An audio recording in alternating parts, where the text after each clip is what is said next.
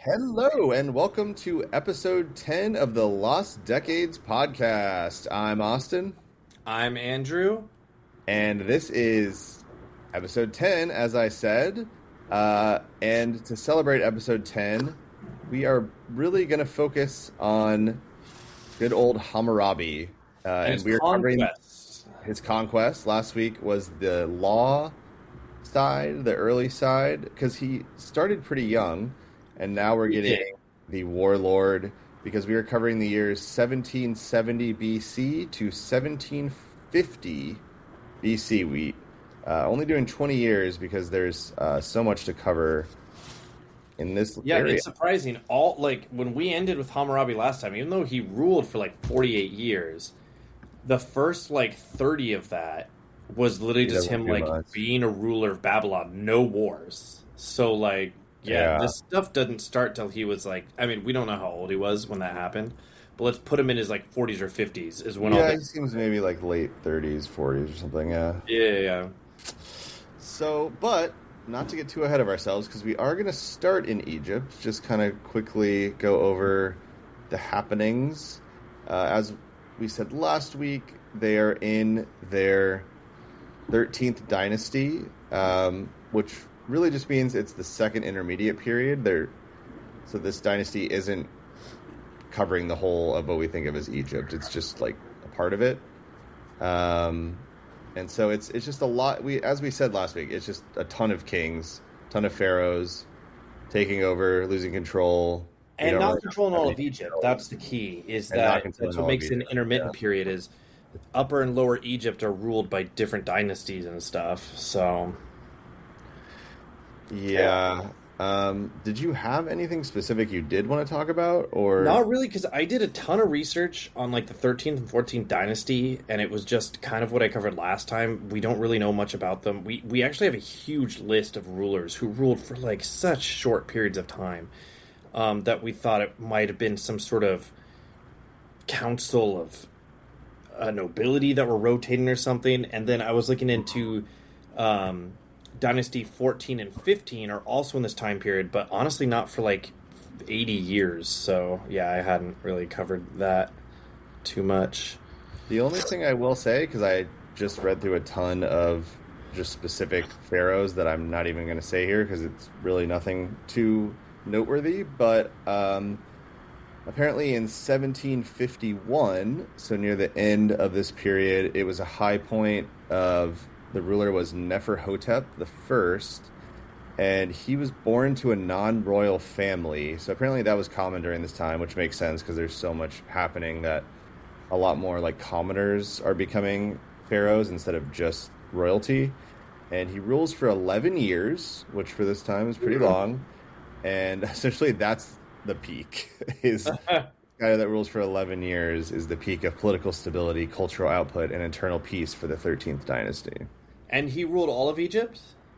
No, I think he was still just the 13th dynasty area. Was that in the north or more That the was south? I Upper can't Egypt, remember. which throws me off because it's Oh, the southern part. I know. But also I'm pretty sure that was the more secure region. Like it had more resources where the lower part had more food, if you will, and stuff. But if we're talking about gold and tin and copper, that's more of Upper Egypt. Kind of makes sense because Lower Egypt, I would imagine, would be a lot kind of like swampier, and the Delta would kind of like have tides that would kind of get it marshy and more unpredictable. And then like yeah, the Upper Egypt. I guess what helps me remember it is physically thinking about it's upper because it's higher up, so it's like the land is slowly getting higher and higher, and then it kind of becomes like the plateau. I think is like in Ethiopia, so that's where the mountains get really high. And anyway, yeah, it seems like Egypt really is kind of like two pieces. Like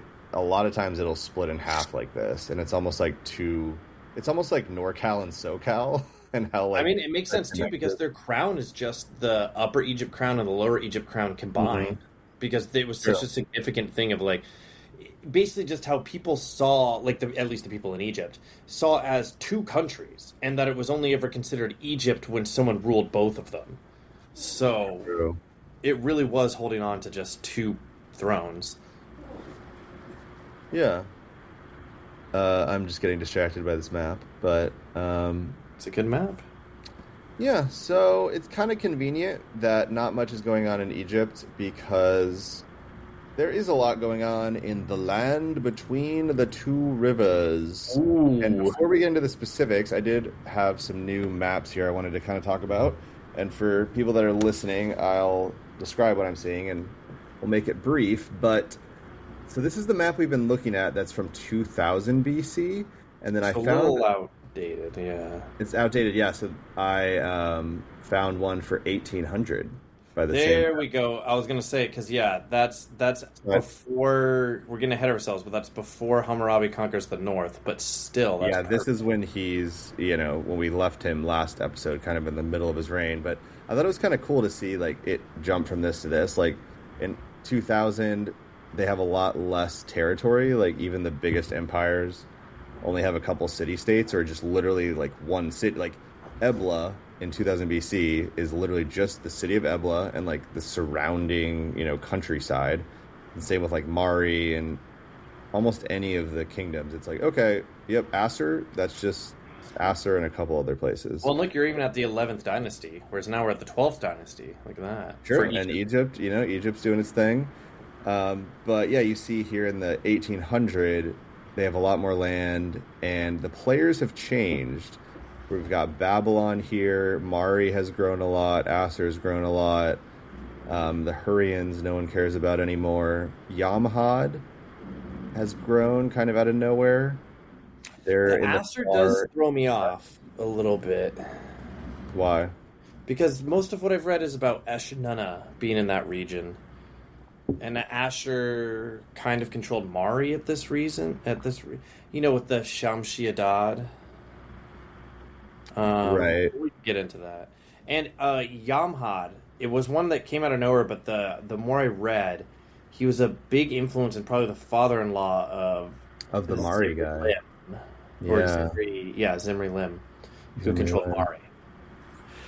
I know it is weird that I feel like Yamhad and Qatna, which is below them, kind of like on the eastern edge of the Mediterranean Sea, it's like they seem really powerful, but it's kind of hard to find information on them, or not hard to find, but it's Well, same like with the Minoans. talks about them. Every time I look at these maps, I see it, and so I do research on the Minoans, and it's like, oh, we don't really know much, other than they were making Yeah. pottery, and they had some cities, and I'm like, oh, I would prefer more information, but okay. I know, and the Minoans are about to collapse. They've only got a few more decades, I think, before the Mycenaeans on the mainland in Greece are gonna. And to be fair, a lot of this is down to just who wrote things down. And Yeah. a lot of these people didn't. The Mesopotamians and the Egyptians did. That's kind of what led to us knowing so much about them. When I do read about the Minoans like fully collapsing, because that does like whenever that does happen, I'll at least find some pictures because they have some cool. I like their art of like the bulls jumping over the bulls and stuff. But yeah, a lot's changed in 200 years, and I thought it was. I feel like as we go forward with the podcast, maybe we should like check in every century, every time we get to like a new century, or like okay, like what's changed, what's new, and I feel like the biggest thing now is, I don't know, mainly just that we have more larger like kingdoms, whereas before it was Well, more and again, like the rise of Babylon, so it's the first time Sumer Yeah. and Akkad are unified, and then Upper Mesopotamia is unified. So, True. it's kind of So crazy. like the Akkadians, they didn't control as much as Babylon will. No, but they were close. Same with the Ur-3 dynasty. It was But pretty I think close. it's been a while. I think that's the biggest thing. That's is the that biggest it's thing, been is a that while. we've been in a period of independent city-states. Yes, they control more than one city-state, but a lot of small powers doing their own thing, and finally someone's, for the first time in, 200 years, is pulling them all together again. Yep. So I guess while on the topic, I just wanted to show a couple of these. I just thought this one looked kind of cool. It's like more of an old school kind of map. Just kind I of mean, you showing. can see Sumer and Akkad right there, so... See it? Yep. And it's kind of more zoomed out. You see like, I don't know, kind of more of Turkey, I guess. Well, And then this Phoenicia. map looks really ugly, but I thought it was actually kind of a cool concept where it's saying this image literally looks like it was made in like 1996 in Microsoft Paint, but it says the Near East during the time of the Babylonian Empire and the invasion of the two Egypts by the Hyksos, 1750 AD. So at the end of this episode, I don't know if it's that exact year, but this is the period when the Hyksos are coming in to Egypt and starting at the top, going down a little bit, and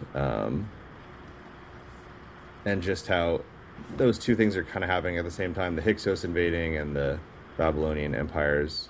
And the Hittites. We're going to hear more about the Hittites soon, and they're shown on here as well. Yeah, because I do want to get to them and stuff. Again, Yeah. we got to wait till there's a lot more information to talk about. This is the one I knew about. Yes. So I will leave us on this map. This is essentially the map of Hammurabi and the land that he takes over. So why don't we start at the beginning? So just to set the scene, it's around 1770 to 1766. It's still pretty calm. He's fortifying his borders, building irrigation canals. There's kind of some peace going on. And I'd say the main players, let's lay it out. So around this time, we've got, and I don't know which map I Are should you talking use, about the names or I guess just the countries? just kind of the areas, yeah. So it's like we got Elam, Elam in Eshnunna, the east. Eshnunna, who's not on this map, but that's essentially where Ashur is. Mari, Babylon, Over on the west. and Larsa.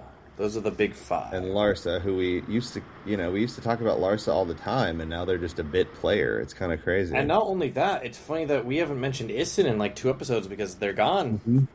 The Isin was such a big player, and they don't exist. Yeah, reading about Hammurabi, like seeing his whole life story and battles and everything, it like Larsa is one of the least significant like players in this. It's kind of like, oh yeah, and then they're kind of involved in certain things, but I mean, it's to a be cool fair, story. I'm Larsa, excited we'll to get talk into it. about Larsa did that to themselves, so... So the first thing that happens is basically that let's Eshnunna see. starts expanding. Eshnunna is expanding in kind of the northeast, and Hammurabi forms an alliance with Mari, with the guy Zimri Lim is his name. And Elam. Right. They all ally against Eshnunna, and the ruler there is Ibel Pael. And Yeah. And they go and they take him out. they take him out. I mean, what I mean is I was surprised to read that it happened like that fast. Like, they were just like, all right, we're going to join up, we're going to take this guy out, and he's gone. Like, Yeah, it's like, I guess okay. the battles at this time, they're either you're going to win or you're going to lose. It's not going to be like a year-long siege or something because they just don't have the They supplies don't have for the it. capacity for that kind of stuff. Yeah. So, yeah, it was just... And that they talked about Eshnunna was kind of meddling in the affairs of Mari and Elam, which they didn't like. So they kind of teamed up together to deal with it. Again, Hammurabi was part of that as well, but the big thing was Hammurabi was more of a minor player in this specific action. He really doesn't do much, but he does get lucky. I would say kind of the overall thing for Hammurabi, it reminded me a lot of playing like a board game or a multiplayer card game or something where you're kind of just playing, you're not doing bad, you're not doing amazing, you're just like right down the middle, and there's like someone's doing really well and everyone's trying to take him out, or someone's doing like really badly so people ignore whatever. Yeah, Magic the Gathering. And, like, and he just kind of outlasts everyone, and like he is really good by the end, but I feel like at the beginning he gets some lucky breaks. It's like, so like basically Eshnunna takes over Mari, right? No. So Eshnunna tries to attack Mari, but they team up with Elam and everyone, and they attack Eshnunna and essentially get rid of them. But then the problem is they essentially create their own enemy, because then Elam's like, hey, so I know we like teamed up to attack Eshnunna, and we were gonna leave, but now like I'm just gonna keep it, and now that's just gonna be part of Elam. And one of the things I like read and heard about was interesting was that Elam at this time really saw themselves as like the major player in the region, like, because I guess a lot of Mesopotamia, since it was mostly small city states and Elam was bigger and more stable, would call on them to help. And so Elam, the weird part I thought was funny was Elam sort of like instead of asking like, "Hey Hammurabi, can you like leave this area? We want to occupy it," or like, "Hey Mari, can you leave? We want to like take control." They would be like, "We demand that you leave. You Yeah. will leave."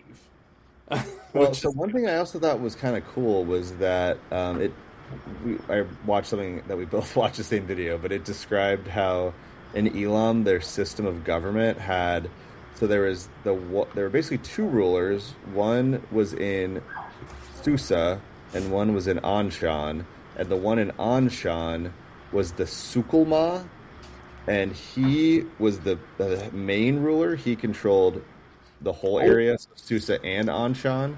But the ruler of Susa was called the Sukul, and he was still kind of like considered a king, but he was still below the Sukul. one I thought was interesting was that was set up by the Ur-3 dynasty. I still think that's so Yeah, funny. I thought that was really cool too. That it was when they had taken over that. It was like, oh yeah, we control this area, but we have like a local governor. And then when Elam took back control, they still kept that old system. Yeah, that Again, was a lot of people learn from the past. We've learned that a lot of these systems are in place by the Ur-3 dynasty. That people are like, this works. They're like, we like this. So yeah. So basically, then the well, then Elam, it went to their head. What I thought was funny was yeah. how Elam tried to trick Babylon and Larsa. Basically, like a classic like thing that almost seems like it'd be working if these two people don't talk to each other. But essentially going to like Larsa and being like, "Hey, we need you to support us so that we can attack Babylon," and then going to Babylon and saying, "Hey, we need you to support us so that we can attack Larsa," and then just hoping, and then it didn't work, That they that don't find Larsa out. and Babylon don't share each other's homework and say, "Hey, do you know about this? Like, have you heard about this?" And they're like, "Yeah, what's that about?" And then they team up instead, and they're like, Yeah. "What if we just attacked Elam?" I feel like my guess of like the dynamics is like Elam clearly they seem like assholes, like you were saying before. Yeah.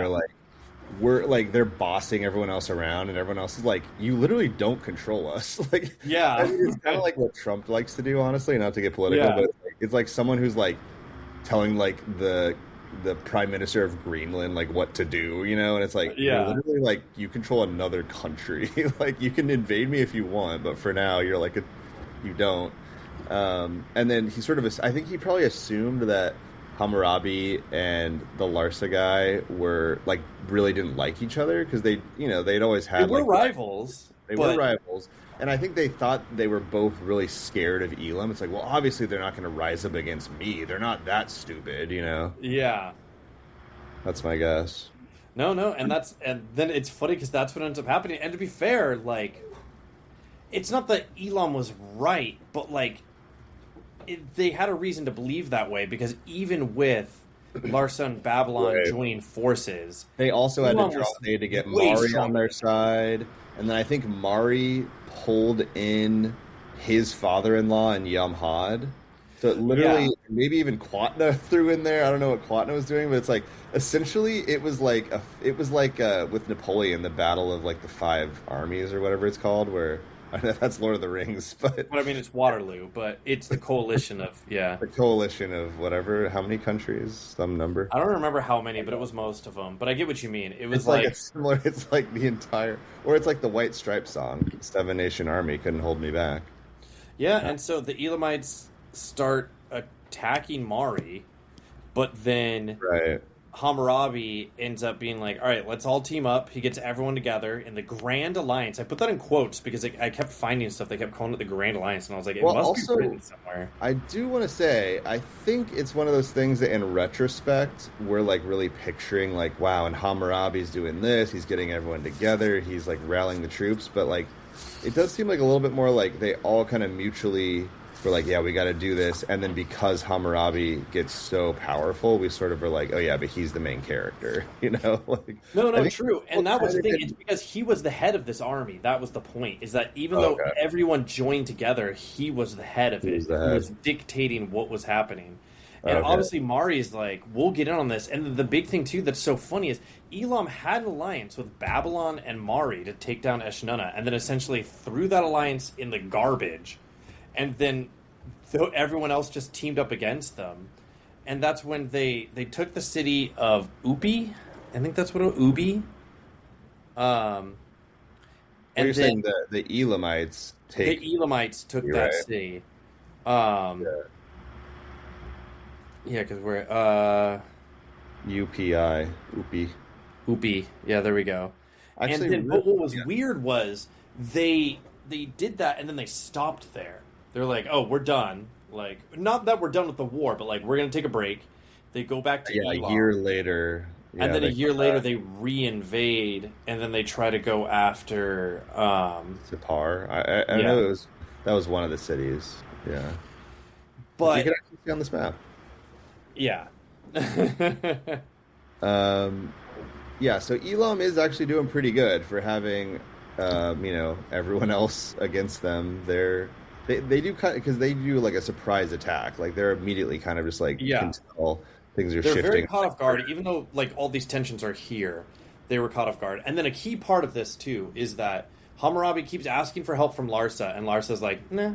Like, Larsa's crickets. Yeah, nothing from yeah, Larsa. they're like, "No, no, we're good. We're There we're were just gonna some see how this theories. plays out." Yeah, I was curious what you think went on there because there was something about like, well, he just kind of, it's almost like just staying out of global like politics. Like, I just don't want to get involved in this war.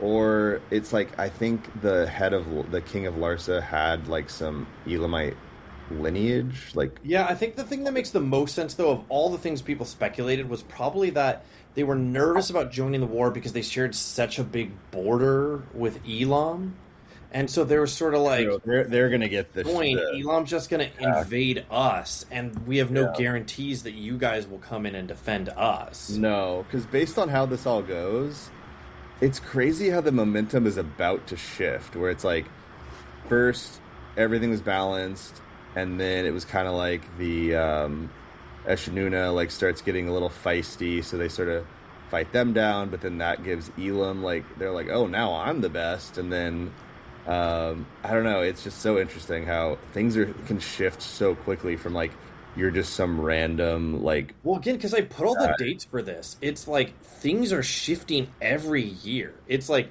you know, it's like 1767, like Elam Mari attack Eshnunna. Then it's like Mhm. 1666, Elam's invading Mari, and then like 1665, Mari and Babylon are attacking Elam. I'm like, oh my god, like it is changing a lot. It's like that one quote that I'm gonna butcher, but it's like there are months where years happen or something. Like there's Oh, it's sometimes where decades, I not. think, right? There's decades where nothing happens, and then there's days where decades happen. Something like Yeah, that. or yeah, where we're kind of in one right now where like it feels like when we were growing up, there wasn't that much news constantly happening, and now we're sort of in like it feels like almost every day there's like Yeah. a major event happening. That's kind of what's going on in Babylon. Is it's like it's been quiet, and then it's like, oh wow, yeah, every year something's shifting. And before we got too far away from it, I did think this was kind of like a fun thing to think about was that whole thing where the two countries both got told the same thing by the Elamites, where they told Babylon and they told Larsa, right? That they Yeah. both wanted them to fight each other. Um, the only reason we know that is it was some archive in Mari that had like someone in Mari wrote down like, yeah, he did that. He gave them both. He told them both to attack each other and pretended like he was on each of their sides. So I don't know. It makes me think if we hadn't found like that random archive in Mari, like I don't know what that is nowadays, but the most random, tablet that you found in some random city can be like the one key that's like, oh yeah, like we wouldn't have had that cool fact that they both got played. Yeah. And I think it's so funny, like in an ironic sense, obviously, that he is like setting up his own failure. Say more about that. What do you mean? Like that Elam thinking they're so powerful is like, I'm gonna pit these guys against each other and then just Mm. like It totally makes them dominate. team up. And then it's like by doing that, he's essentially being like writing his own obituary, like by doing Yeah, this. he doesn't, I guess, realize how much he's driving everyone else together, but by bonding over hating him, hating their like country, I guess. Uh, Yeah. yeah, I almost think like I'm just totally making this up, but I feel like this whole concept they have of I forget the title already, but I'm the guy in Anshan and I control like both cities. I'm like the overlord of the overlord.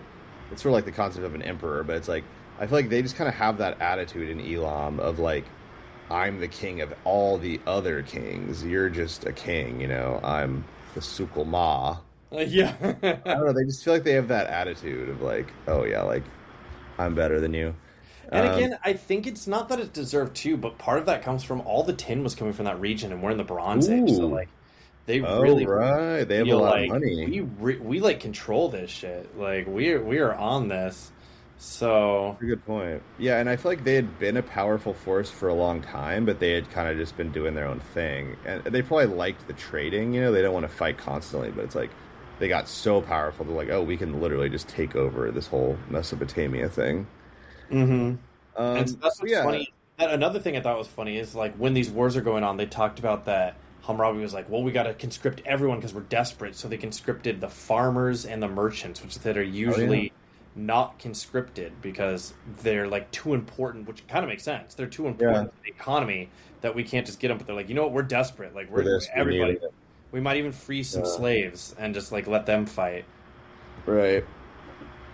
So then this is the weird part. This is the shift is so Elam had already attacked and basically taken over Upi, and then they're attacking Sipar, but then a lot of his troops, who are basically the former Eshnunans, because that's he had conquered it Yeah. somewhat recently, but so he's controlling their army, but they're obviously not going to be super loyal because they were just his enemy, and a lot of them start defecting. But then I think it's kind of a cycle where he starts to worry like, oh my god, my troops are defecting, like we're going to lose. So then he just like gives up and runs away, Which causes more defection and more. which Yeah. just makes everyone be like, all right, screw it, like he's not in charge anymore. And then yeah, so he loses all the area he had just conquered in Eshnuna, and then basically right after that, does that mean that Hammurabi just now has that? Is what happens? He's just like, all right, cool. Well, Now he I he control Eshnuna. repelled them like He from that repels them. city.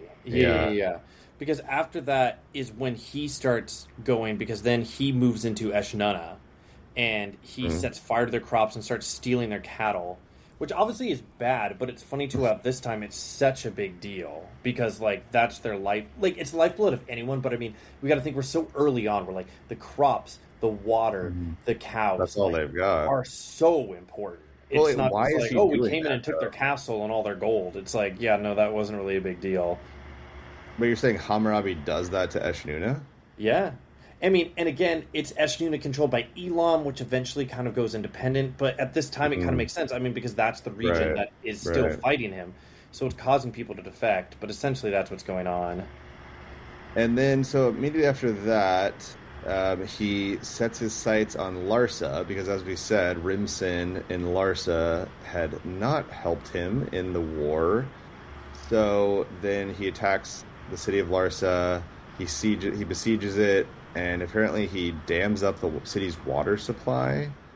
Yeah, Uh, which is apparently I found out though because I was like, oh, that's pretty smart, but I didn't realize this is a pretty common tactic at the time, not just a Hammurabi thing. okay. Yeah, I don't want to come across as like, wow, Hammurabi invented all this crazy stuff because he did some cool stuff, but he really wasn't that special, honestly. I mean, he does. And as we'll get into, like, not that he's not inventive, but it's funny that his idea is basically like, well, what if we team up and then I backstab my allies? I'm like, oh, what a clever man Right. you are. He's Like, not like he's not like a King Arthur type guy where yeah, he's this super like moral guy. Yeah, he loves like betraying his former allies. And I mean, they're all doing that though because then which I guess we could get into then, because I mean, essentially, yeah, well, not that he betrayed an ally in this sense, but so Elam retreats. Eshnunna kind of goes independent. They win this war and stuff. he But takes over Hammurabi now Larsa. is pissed Yeah, about Rimson of Larsa not helping. He's very like, how could right. you do this? Like, why would you not help us? And so then he's basically just like, well, you know what? We'll just invade you. Which again, I had to keep double checking. And yeah, this isn't his own army. Like he still has like Rimsim's army and some of the other guys' armies, and they're just sort of like, yeah, we'll support you. Like let's just whatever. We'll go after Larsa too now. Well, it kind of And makes sense because it's like, okay, we were all teaming up against this enemy and you didn't. So it's like, it kind of seems like you're our enemy now, I guess. yeah, And yeah, uh, apparently Larsa, the city only lasts for about 6 months, and then they run out of food. they surrender. Yeah, they run out of food, and he doesn't raise it apparently. Yeah, but he did tear the walls down, which is a big deal in that like the city can't Yeah, defend itself. So, true. But um, before we moved on from Rimson, I did want to give him props because he apparently ruled for 59 years. one of the longest Quite rulers. I long. know we haven't been keeping track that well, Yeah. but literally one of the longest, which is crazy. Yeah, Larsa had a lot of those though. Didn't Gungunum rule for like 49 years or something, which is crazy. that's Still definitely long. less, but still Yeah, like a long time. So, did a lot. And then apparently after he takes over Larsa is when he really is like, okay, I'm officially the ruler of Sumer and Akkad now, is Hammurabi. yeah, and he does the thing though where he gets rid of all their debts. Not everyone in Larsa. Well, sorry, yes, everyone in Larsa, but not in the extended empire of Larsa, if you will, to call it Hmm. that. He only gets rid of the debts of the citizens of the city of Larsa, but everyone else is still, yeah. He's just trying to get the capital on his side. That makes sense. And then this is why I think I got confused earlier, is now that he's done this, now he wants Eshnuna. So I feel like this is when he really gets power hungry. It's like you're kind of like, oh, this little underdog Hammurabi guy, and then it's like all of a sudden he's like, nope, I'm taking it all now. I'm like worse than the Elamites. Yeah, Eh, and then literally like Mari's like, you're kind of out of control. Like I want my army back. And then it's funny how Hammurabi's later the meme. He's like, and I took that personally. Yeah, And he's I like, think well, 'cause- yeah, I think, and then I think Mari sees this as like scary, so then they start allying with Eshnuna, Eshnana. and that's when when Hammurabi really takes it personally, because Yeah, so then he goes after Eshnana, takes Eshnana, and then is like, Mari, how dare you fight against my right to conquer everyone? yeah, Like, I thought we I were am the friends. You should let Senate. me rule everything. Yeah, I am Mesopotamia.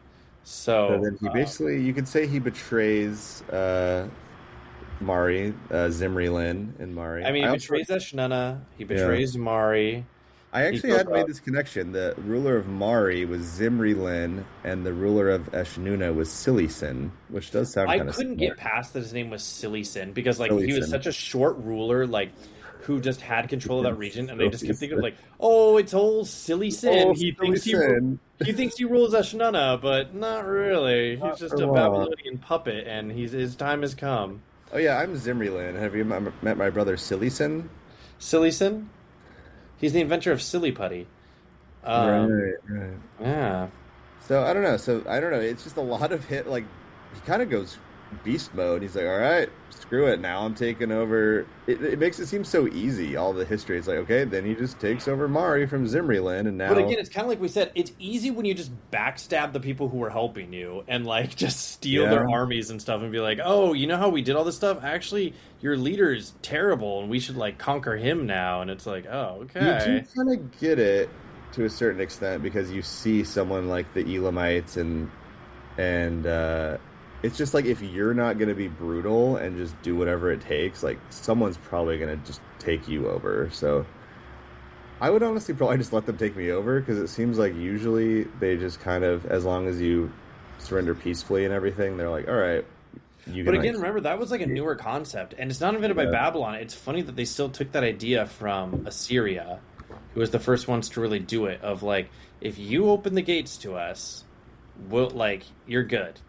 Like, right, and in right. fact, It's that's how not, he it's won not some of these 100% cities. Was he fair. said like, I won't tear down your walls, I won't burn your city, I won't steal your gold, I won't enslave anyone. If you just open the gates, let Hmm. me in, and swear loyalty to me, then like we're all good. Which makes Yeah. sense, but especially in a time period where it used to be that even if you did that, you're like, we surrender, we open the gates. So like, okay, well, we're still going to kill everyone, burn down your city, and enslave You everyone just made it else. easier for us, You just yeah. made it easier for us, so it's like, okay. I think that's one thing that's kind of interesting about right now in this time is like there are definitely like agreed upon like cultural things that everyone kind of is, to a certain extent, but it does feel like there's less of that feeling of like, okay, this is what's done, like these are the laws of war. It's like if you do this, then this, and throughout history, people are going to break those rules and be like play dirty, but I feel like they're kind of inventing the rules as they go. It's kind of like in this circumstance, it makes sense that I'm just going to like let you keep the city, but in this other circumstance,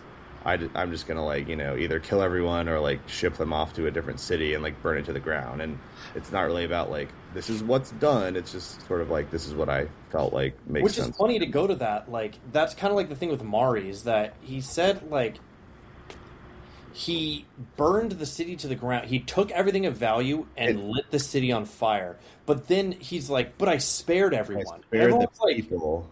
"What do you Yeah, mean by you spared? Like you spared them from a terrible life by killing them? Like, or you like enslaved all of them and they're I still think alive, so they should be grateful? Like, I don't know. Like, yeah.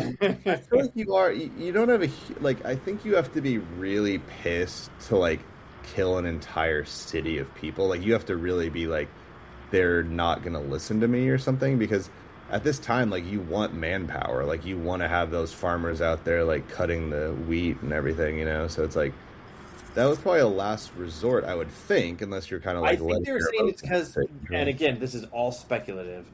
They think because he was still very angry about Zimri Lim, like not having his Betraying. I back, mean, even as he went crazy power hungry and started conquering everything. yeah.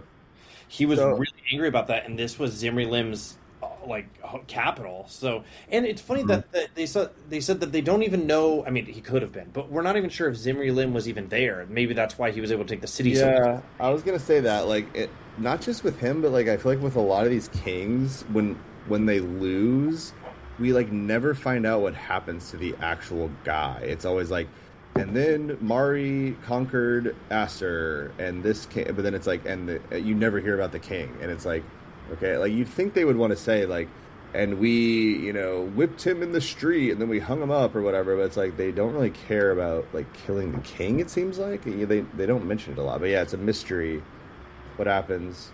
But it does sort of make sense that he's like, I'm mad at you, so I'm going to burn your city down. But I'll let the people. I would think that it's like okay, you guys just need to spread out and go to different cities. It's like I'm burning your city down, so just Yeah, you go here, you go here.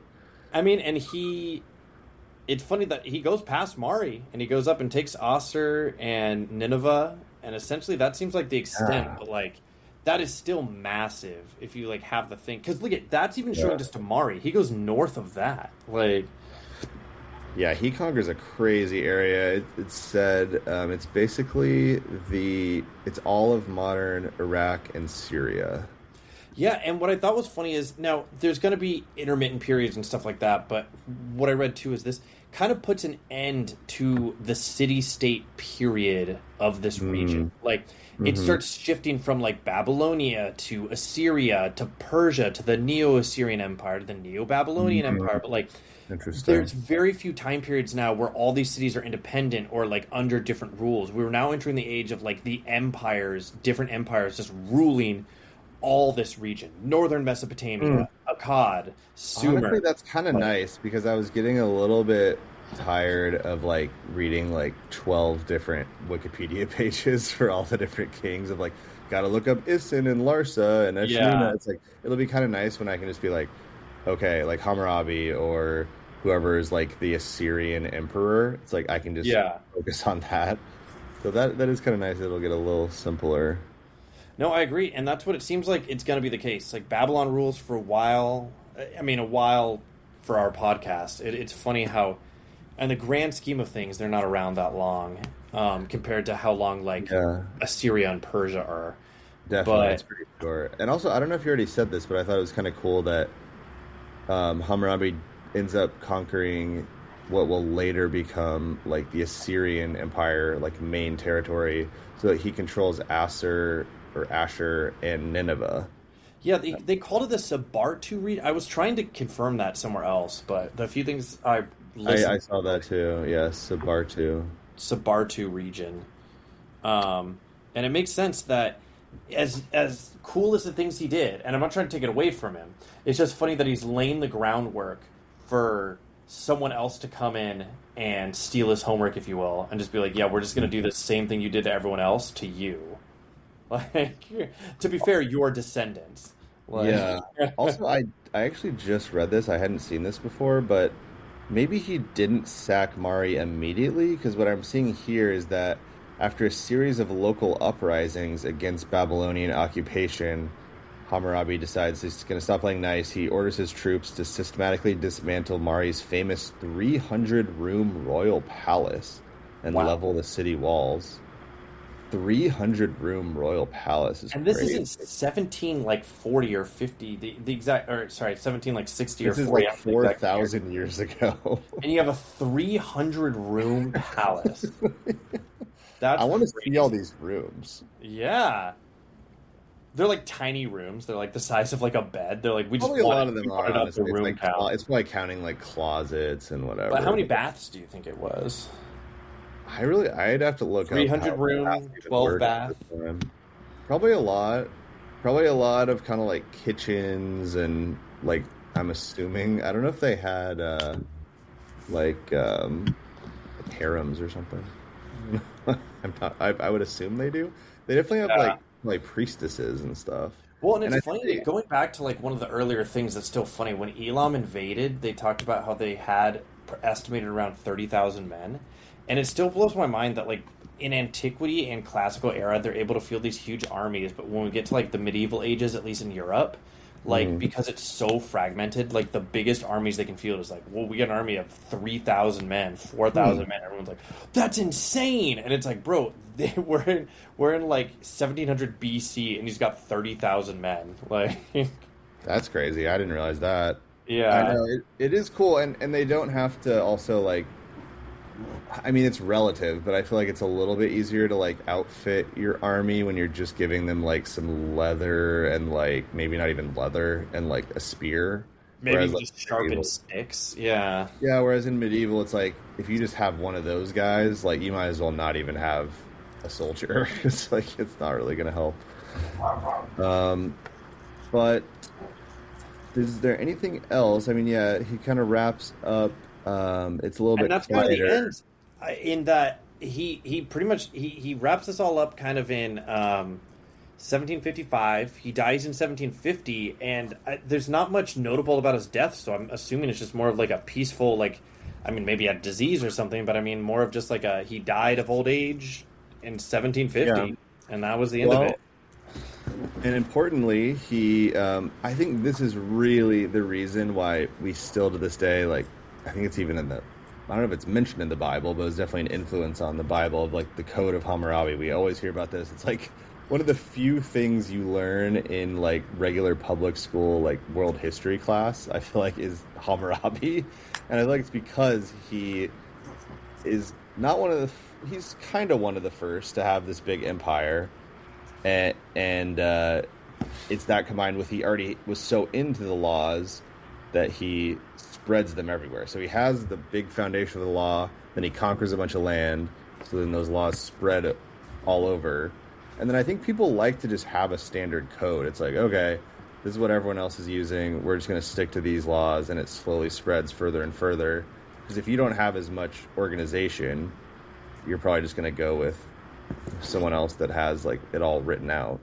Well, no, and it makes sense because it's kind of funny that, like we said, like Elam and Larsa and Isin, like from the previous ones, were relying on institutions that were set up by like Ur-3 dynasty. So it's Yeah, just funny that the Ur-3, it when we all talk about it ripples in episode down. one, they were known for just having such a strong establishment of bureaucracy and rules and laws and governing, so that it helped things Hmm. like that. Because I mean, I know we talked about all the laws and stuff last time, but the one thing I didn't mention is it's just because we wanted to focus on the laws last time and focus on the wars this time. But all those laws and stuff he did were at the end of his life.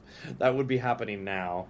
So Right. yeah, And it also makes me think about how, like kind of what you're saying, like this area is so used to having all these laws and organization, but there's also, you always hear about all these, usually like horse riders up in like the Zagros Mountains to the east, and all kind of around like up in the northern areas, and like they obviously knew about Babylon, or they knew about Mesopotamia. And I feel like if I'm imagining it from their point of view, you're like in this giant mountains or a field, and you're riding around on your horse, and like, I mean, this is like a romanticized version, but you're like have Mhm. this like life on the plains, and then you look down into the valley, and you see cool, you see the Tower of Babylon, and you see all this cool stuff, but you also see like all these like slaves like building these things, and all this like all these laws, and people getting their head like arms cut off for like And stealing bread or wars. something.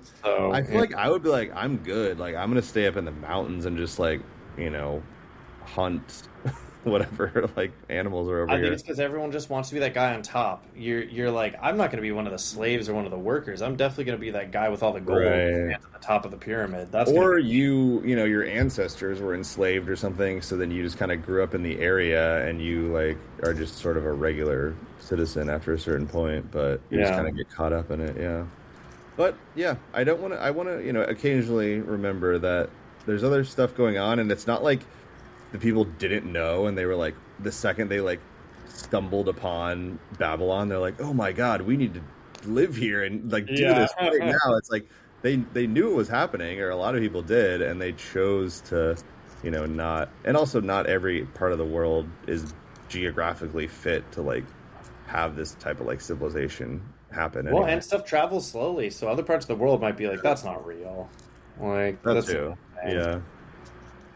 That would So, be cool. I always think that's an interesting idea of like, for most of history, it would have been similar to this, but especially this far back is, if you lived in, let's say, like Greece or like France, let's say you're like a Celt or something, it's like the idea of Babylon would seem so like legendary, and you're never gonna see it. You're yeah. never gonna go there. So he dies after a 43-year reign of natural causes, and 49 or 8, right? that's what I saw. I don't know, something. I think Okay. maybe it's a little vague.